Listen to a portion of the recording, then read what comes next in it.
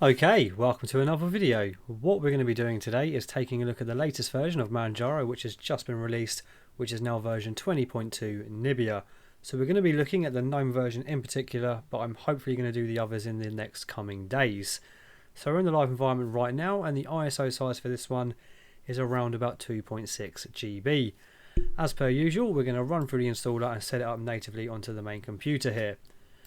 Now, reading through the release notes, the installation has changed slightly, so it's still going to be using Calamares for the initial part, but it's gone for a more OEM approach, which means things like user accounts and stuff will be created when you first start up after this initial install. So we're going to go for British English and just run through this very quickly. So we're going to do erase disk using the Subrent here, and we are going to go for swap with Hibernate because we like to test those things out. So it's going to give us 3 partitions, one for our EFI, one for our swap, which will be large enough for suspend to disk and full hibernation, and then the rest all assigned to root using the ext4 file system. Okay, so we've already reached the summary, so it's a lot quicker for this initial part. So what we're going to do, as soon as I press install now, I'll start my stopwatch and we'll be back in just a moment. Okay, so the installation has complete, and that took no time at all, clocking in at around about 1 minute and 42 seconds once we got past all of the user input. Bearing in mind we still have to create things like our user account and set our keyboard layout, it's still very fast. I'm always very surprised at just how quick a Manjaro installation is. With that being said, let's reboot and continue. Okay, so we've got to the part with the welcome screen where we're going to create our user accounts as well as our keyboard layout and language. However, I'm going to have to sort of bend my neck and look at my preview screen until we're in the desktop so I can set up a proper screen mirror. So by default it's on English United States, but we want English United Kingdom. So we're going to press that little button there and just type in United, and it should just pop up right there, and then click Next. So it's got the correct typing, so we're just going to go Next, and we're going to disable location services and click Next. Time zones looking all good. We're going to skip online accounts and user account time. And you might also notice just below it we also have the option to set up parental controls all from within this one window, so that's very handy indeed. Next. Password, and that should be the last step. Okay, it is indeed perfect. So what I'm going to do now is just pause the video, set up a screen mirror, and then we can start taking a look around. Okay, so we've now reached the desktop. So as we're now using a newer version of GNOME in this ISO version 3.38, it will include the sort of guided welcome tour that you might be familiar with other distributions that are shipping with GNOME 3.38. For those of us that are quite accustomed to the way GNOME works, it might be a little bit tedious, but for a new user I think these things are very handy. So we're just going to very quickly breeze through it. So of course open your activities by just clicking in the top left, Next. We can then just type search to launch applications. For example, we can type in Fire, hit enter, and then open up Firefox. Next. Click the time to see notifications. Next. View system information and settings. Again, very tedious for us that know what we're doing here, but very useful for new users. Use add remove software to find and install applications.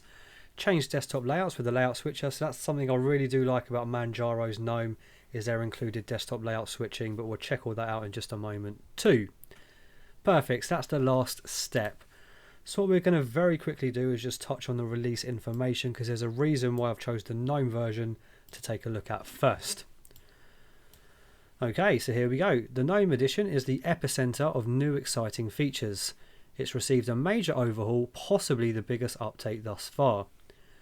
GNOME 3.38 provides performance enhancements, significantly improved application grid, parental controls, and an excellent welcome tour, as well as many other features.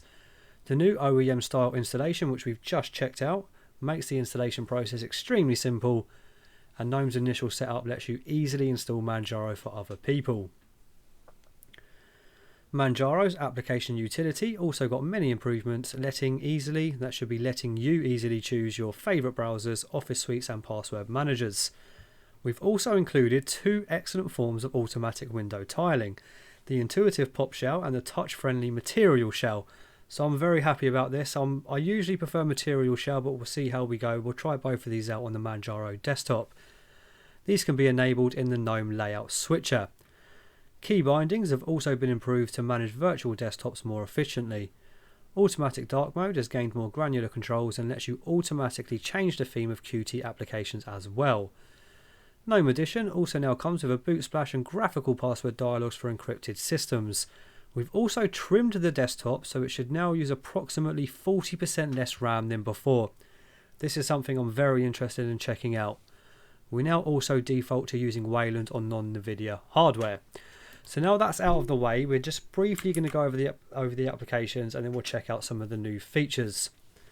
So in System Tools, we of course have the V4L2 test and capture utilities, the SSH and VNC server browsers, Cavantum Manager, Manjaro Notifier settings, has caffeine installed out of the box, which is very handy. I use that on my own personal machines when I'm trying to concentrate on something and a screensaver might kick in, for example. We then have Time Shift for system snapshots, Gparted to manage your partitions, settings and parental controls. Oh, it also has Ranger out of the box as well. So Ranger's a pretty useful and handy little terminal-based file manager. However, we don't have the shortcut enabled for the terminal, so we're going to quickly just add that now with GNOME Terminal. So we're going to scroll all the way to the bottom, type in GNOME Terminal and just copy and paste that to the command, and then just hit Ctrl-Alt-T and we should be good to go. Perfect. So you can summon Ranger from any terminal window just by typing in Ranger, and then you can just go through your stuff like that and manage your files quite easily. What we're going to do is just press Q to get out of it, press exit, and then continue with what we're looking at. So I think that's pretty much everything in System Tools. So in accessories now we have the icon browser, transmission for torrents, GNOME Weather, Cavantum, Gedit, the text editor, Tweaks. However, I don't think Tweaks anymore lets you actually control the extensions when you've got the GNOME extensions package installed. And as we can see here, we can get general appearance, font, etc., but there is no extensions section in this package anymore. So that's most of what we're going to get in accessories, as well as, of course, we do have caffeine again. We have the gestures support, so we can set up touchpad gestures and all of that good stuff. GNOME disks and dynamic wallpapers. So if you wanted to change the way your wallpapers change dynamically, you could add your own little folder here, or just pictures, and then set the time and transitions all from within that application. So in Office, you might have noticed during the installation we didn't actually choose an Office application. So what you used to be able to do before it had the OEM install was choose, I think, between FreeOffice and LibreOffice. Now it just pre-installs only Office by the looks of things, which I've not actually properly used before. So we'll check that out in just a moment. We'll come back to that one. It doesn't appear to want to be opening just yet. We then have a web apps, which is going to let you create sort of kind of like desktop applications out of web pages. So let's test it with YouTube. So we're going to type in YouTube. We're going to go to the address, type in the URL. Now it should be able to pull the icon from the actual web page when we click this button. There we go. So it's found the icon there. So we're just going to select that. And we could also change the category and the type of browser. But as we've only got one browser installed out of the box, which is Firefox, we've only got the one option. We could then enable or disable the navigation bar. So now that should appear in our application overview. So if we just wait for a second, there we go. So it's just appeared here. So of course we can just click on YouTube now and it's going to open it in its own little window and kind of feel like a desktop application, kind of. So there we go. We're just going to exit out of that for now though. And what we are going to do is just remove that from our desktop and keep moving. So that's web apps. Of course, our default web browser is Firefox. Our email client is Geary. Document scanner, videos, Cheese for webcams. Lollipop is our music player. GFun for images, and then layouts. We'll go through some of the different desktop layouts in just a moment. And as you can see, we have the new addition here for tiling, which appears to be using Material Shell.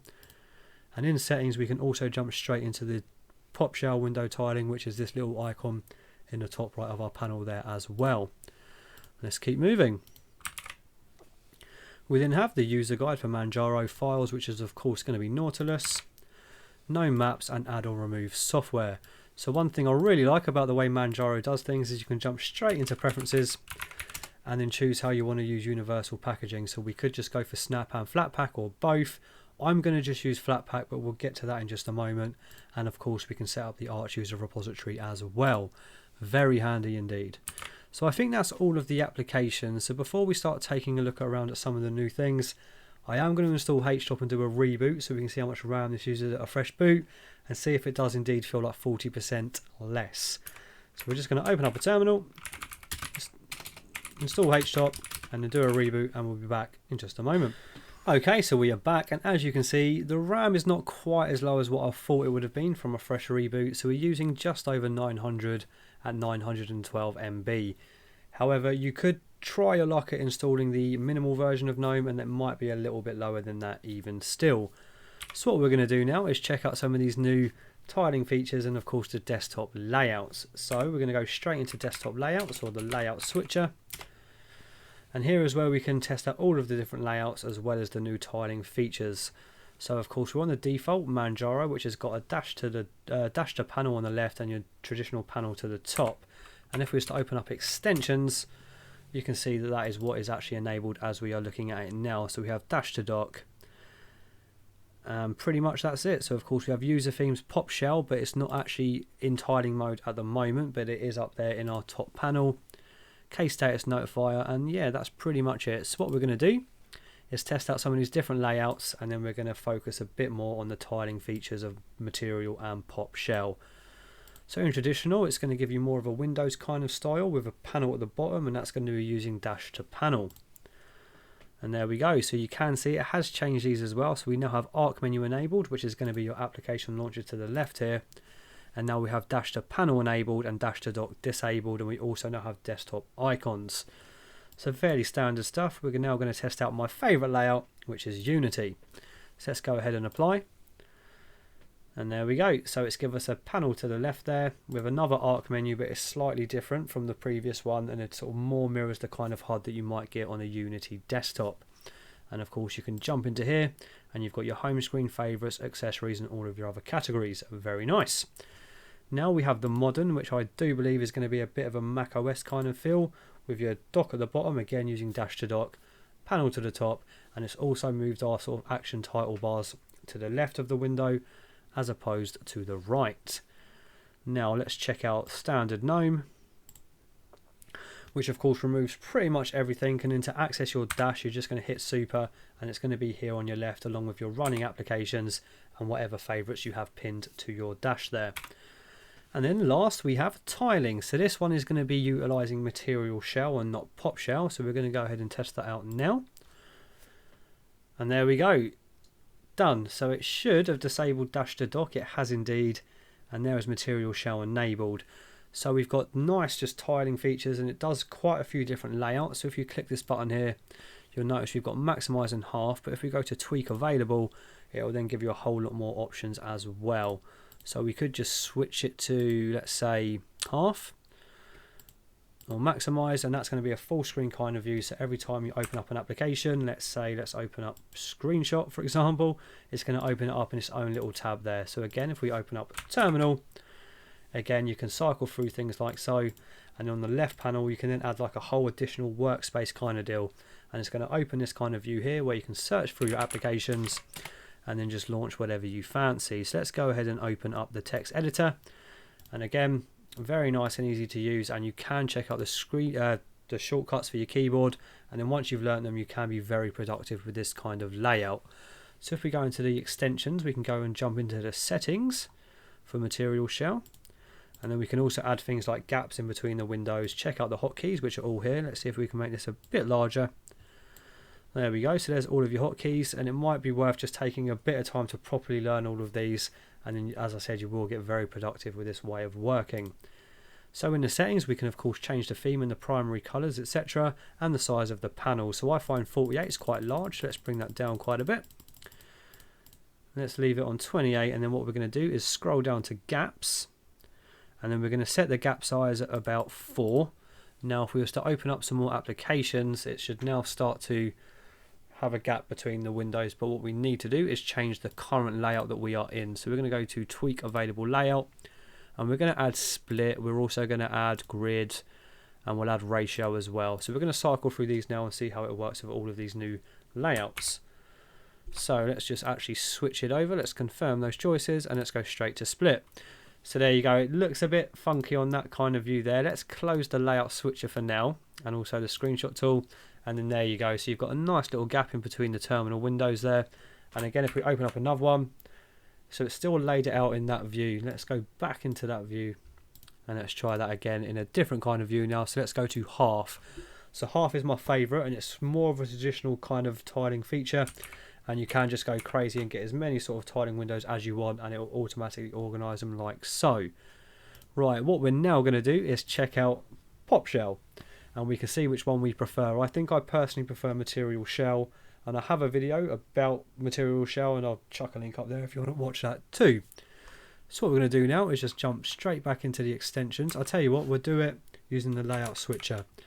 So we're going to go to the layout switcher, and while we're sort of waiting, we're going to close all of these terminal windows now. There we go, and there's our layout switcher. So we're going to put it back onto the standard Manjaro for now. Let's just close some of these things off. And then we're going to click apply. So we're now going to be in the standard sort of floating mode that you will get for most GNOME desktops. Give it a second, it's logged us out, we'll log back in. And we should be back to normal.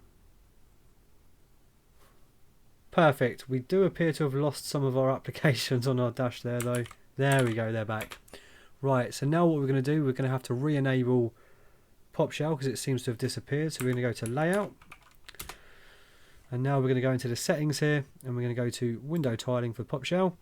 Now that's ready to go, so we should just have to click tile windows, and now we can just tile windows using Pop Shell. So again, we're going to open up a couple of terminal windows, and as you can see, pretty standard stuff. And if we open up one, it's going to split it that way. Very nice. But what we want to do is then add some more gaps, so we can just go straight to here and go to gaps, and we're going to go for 4 again. There we go, and we can also view all of the shortcuts or just the commonly used ones here. So we can go to the launcher with super and slash, like so, and then we could type in any old thing that we wanted, bang, and then it's going to open that up for us.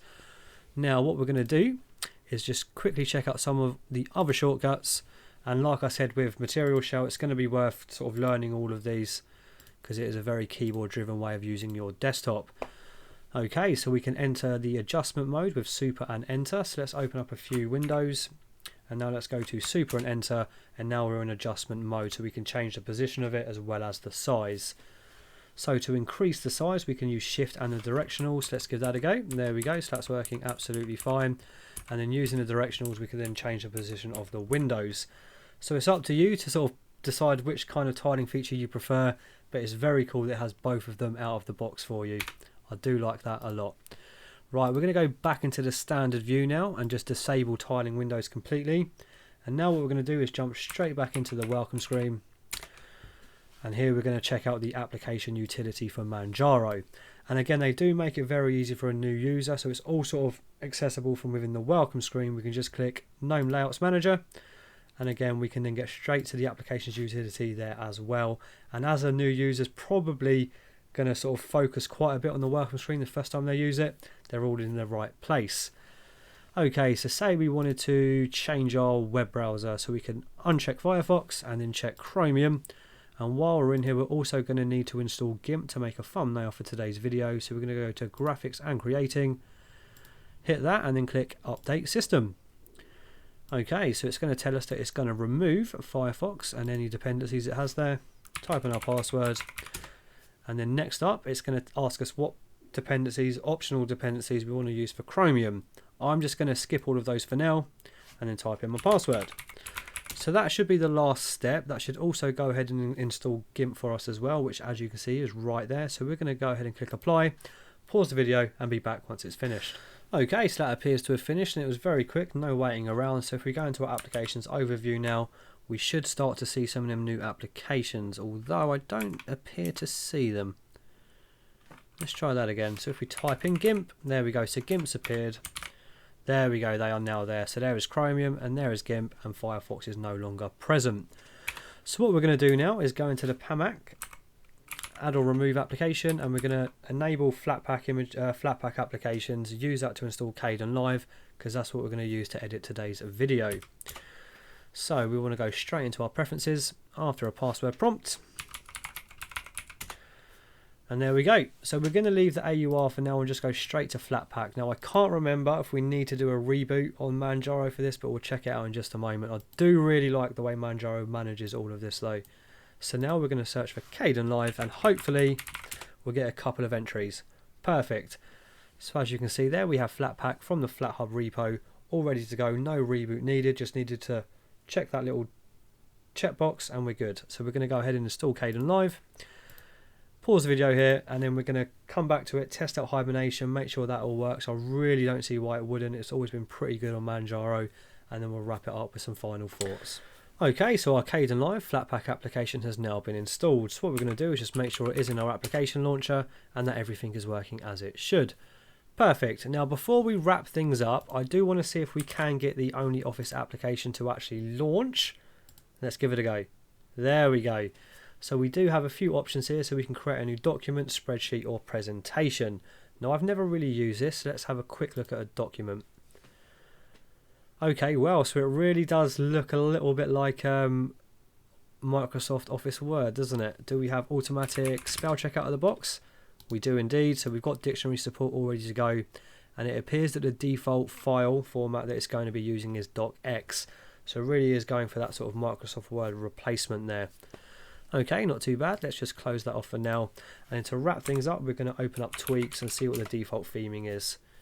So in appearance now, we have Matcha C for our applications, cursor is X Cursor Breeze, icons are Papyrus Dark Maya, shell is Matcha Dark Sea, and of course sound is on default.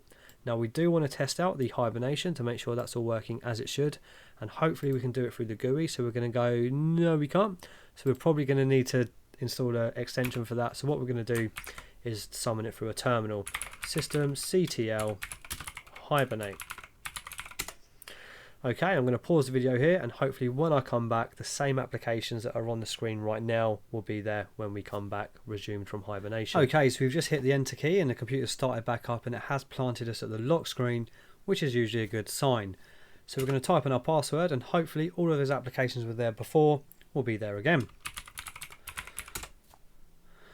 Perfect, and as you can see, hibernation works absolutely flawlessly on Manjaro Linux. So we're going to wrap up our look of Manjaro 20.2, the GNOME version there, but overall I'm really impressed with this update. I think this is making me want to use the GNOME desktop environment a bit more, because I did start to sour on it a little bit as time progressed. But if you're looking for a nice Arch-based distro with a good out-of-the-box experience for GNOME, I don't think you need to look no further. They've done a really good job here.